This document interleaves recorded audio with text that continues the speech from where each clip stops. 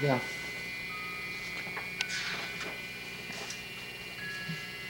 The Grinch stole Christmas. There we go. Let's go. Come on, get back here. Oh, sweet. Oh, the Grinch. Okay, here we go. How the Grinch Stole Christmas. How the Grinch Stole Christmas. You ready? Every Who down in Whoville liked Christmas a lot.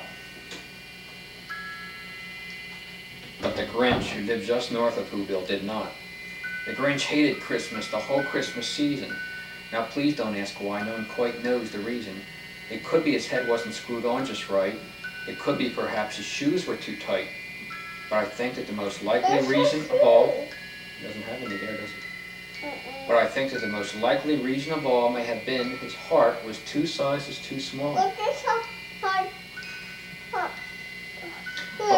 But whatever the reason, his heart or his shoes, he stood there on Christmas Eve hating the Who's, staring down from his cave with a sour grinchy frown at the warm lighted windows below in their town. For he knew every Who down in Whoville beneath was busy now hanging mistletoe wreath. And they're hanging their stockings, he snarled with a sneer. Tomorrow is Christmas, it's practically here. Then he growled with his Grinch. No. No. Then he growled with his Grinch. That'll be all. Then he growled with his Grinch fingers nervously drumming. I must find a way to stop Christmas from coming. For tomorrow, he knew, all the Who girls and boys would wake up bright and early, they'd rush for their toys, and then, oh the noise, oh the noise, oh the noise, noise, noise, noise. That's one thing he hated, the noise, noise, noise, noise. The noise, noise, noise. Then the Who's, young and old, would sit down for a feast, and they'd feast, and they'd feast, and they'd feast, feast, feast, feast. And they would feast on Who pudding and rare Who's roast beef, which was something the Grinch couldn't stand in the least. And then they'd do something he liked least of all. Every Who down in Whoville, the tall and the small, would stand close together with Christmas bells ringing. They'd stand hand in hand and the Who's would start singing. And they'd sing and they'd sing and they'd sing, sing, sing, sing. Are they Christmas bells? Mm-hmm. Are they the Christmas bells? Yes, they are. And the more the Grinch thought of this Who Christmas sing, the more the Grinch thought, I must stop this whole thing. Why, for 53 years I put up with it now. Stop it. You'll see. I must stop this Christmas from coming, but how? Oh, he knew how to stop it. Then he got an idea. An awful idea. The Grinch got a wonderful, awful idea. I know just what I'll do, the Grinch laughed in his throat, and he made a quick Santa Claus hat and a coat, and he chuckled and clucked what a great Grinchy trick. With his coat and his hat, I look just like St. Nick. And I need reindeer, the Grinch looked around, but since reindeer are scarce, there were none to be found. Did that stop the old Grinch? No, the Grinch simply said, if I can't find a reindeer, I'll make one instead. So he caught his dog Max, then he took some red thread and he tied a big horn on the top of his head. Then he loaded some bags and some old empty sacks on a ramshackle sleigh hitched up old Max. Then the Grinch said, giddy up, and the sleigh started down toward the homes where the Who's lay a snooze in their town. We can only read one at a time, Elizabeth. Put it down. All their windows were dark, quiet snow filled the air. All the Who's were all dreaming sweet dreams without care. When he came to the first little house on the square, this is stop number 1, the old Grinchy Claus hissed, and he climbed to the roof, empty bags in his fist. Then he slid down the chimney, a rather tight pinch, but if Santa could do it, so could the Grinch. He got stuck only once for a moment or two. Then he stuck his head out, the fireplace flew, where the little Who stockings all hung in a row. These stockings, he grinned, are the first things to go. Then he slithered and slunk with a smile most unpleasant. Around the whole room he took every present.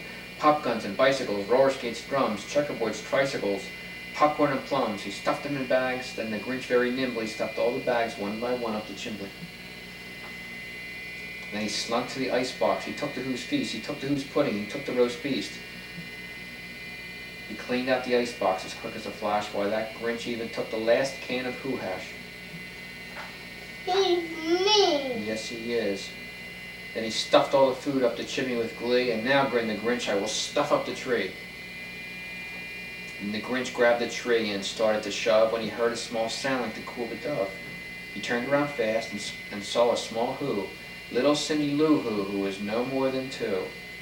The Grinch had been caught up by this tiny Who daughter, who got out of bed for a cup of cold water. She stared at the Grinch and said, "Santa Claus, why? Why are you taking our Christmas tree? Why?" But you know that old Grinch was so smart and so slick, he thought up a lie and he thought it up quick. "Why, my sweet little tot, the fake Santa Claus lied. There's a light on this tree that won't light on one side. So I'm taking it home to my workshop, my dear. I'll fix it up there and I'll bring it back here." And his fib fooled the child, and he patted her head, and he got her a drink, and he sent her to bed.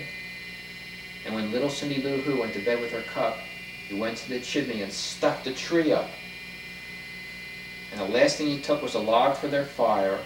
Then he went up the chimney himself, the old liar. On the walls he left nothing but hooks and some wire. And one speck of food that he left in the house was a crumb that was even too small for a mouse.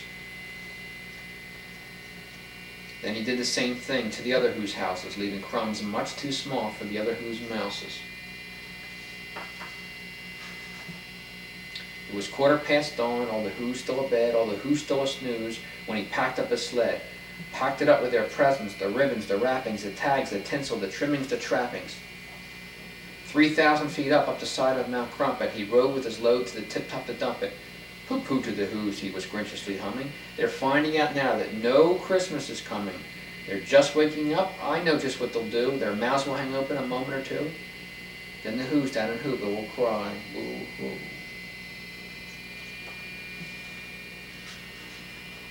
"That's a noise," grinned the Grinch, "I simply must hear."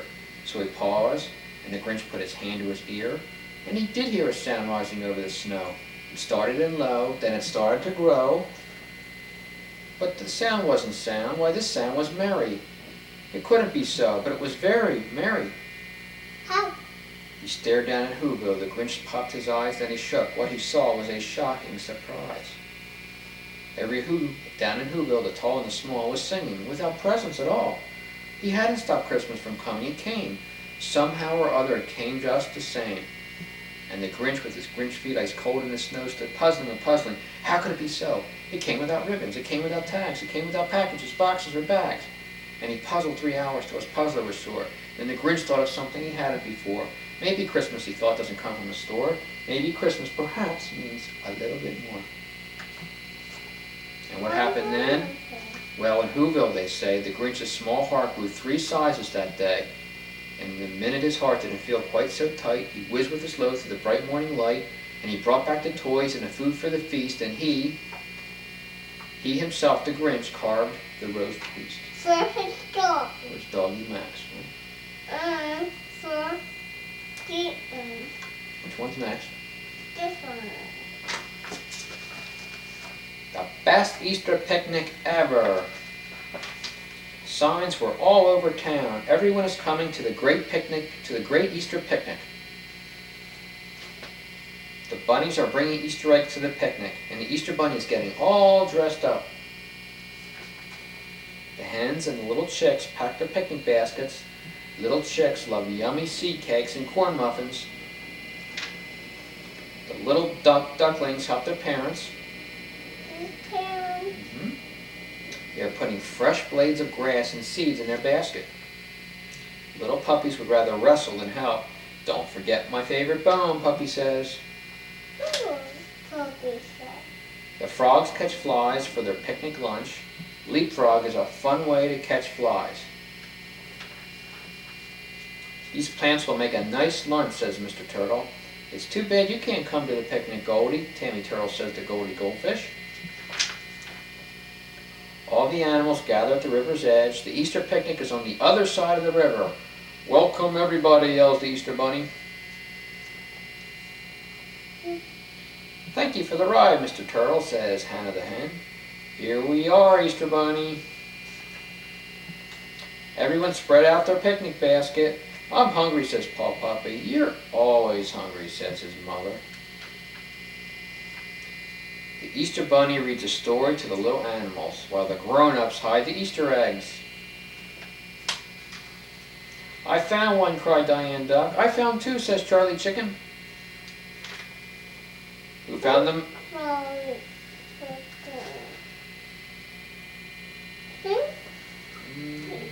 Yeah, that's it. Charlie Is Chicken. that Charlie Chicken? Yes, it is. Who found the most Easter eggs? Asked Easter Bunny. I did answer Betty Bunny. It's very funny.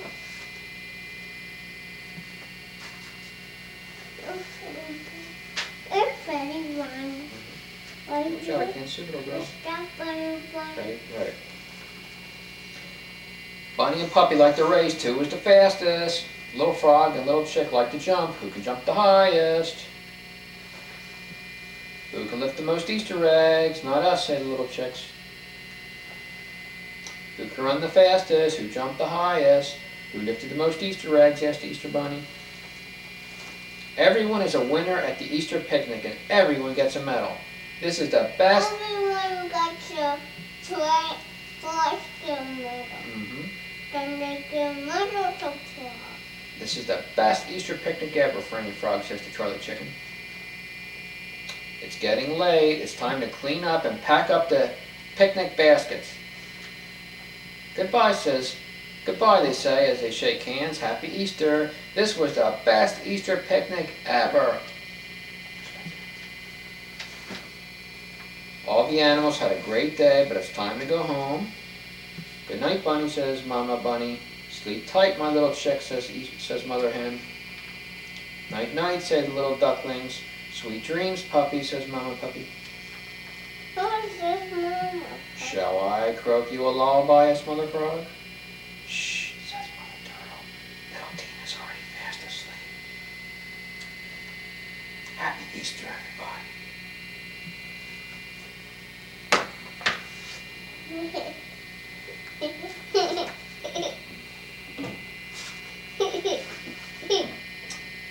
The Easter Bunny woke up and looked at his clock. Oh my, he said, it's a little past quarter to Easter. It's time to start painting the Easter eggs. I hope I can finish them in time. Oops, cried the Easter Bunny as he tripped over a paintbrush. Oh my, where are my glasses, he wondered. Oh dear, said the Easter Bunny, my glasses are broken. How can I paint Easter eggs?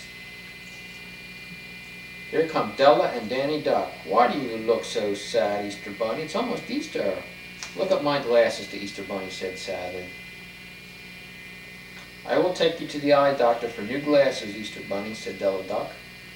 I will ask the neighbors to help paint Easter eggs, said Danny.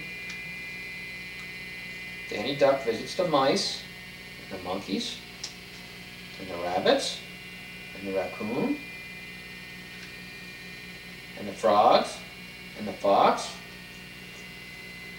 Easter Bunny needs our help. We must help the Easter Bunny paint the Easter eggs. I like these feather frames, says Della. It will take all day to make your new glasses, Easter Bunny, said Mr. Pig, the eye doctor. I cannot see without my glasses, said the Easter Bunny sadly. Who will paint the Easter eggs? Come see who is here, Easter Bunny, Danny Duck calls. Who will paint the Easter eggs? Tell us what to do, Easter Bunny. The little animals roll the eggs out of the barn and mix the paints well, said the Easter Bunny. The foxes and the frogs, the dogs and the ducks. Everyone is ready to paint. Begin painting, cried the Easter Bunny. 2 ducks paint feathers, and 1 little dog paints flowers. The monkey paints an Easter egg in swirls, and the mouse paints one in tiny curls. The frogs and the foxes, the ducks and the dogs, the raccoons and the rabbits, the mice and the monkeys have all finished painting. Who will paint the last Easter egg? Della asked. Here comes Mr. Pig. My new glasses, cried the Easter Bunny. Thank you, Mr. Pig. I will paint the last Easter egg, said Easter Bunny. While the Easter Bunny paints, his friends fill the Easter baskets. Happy Easter, everyone.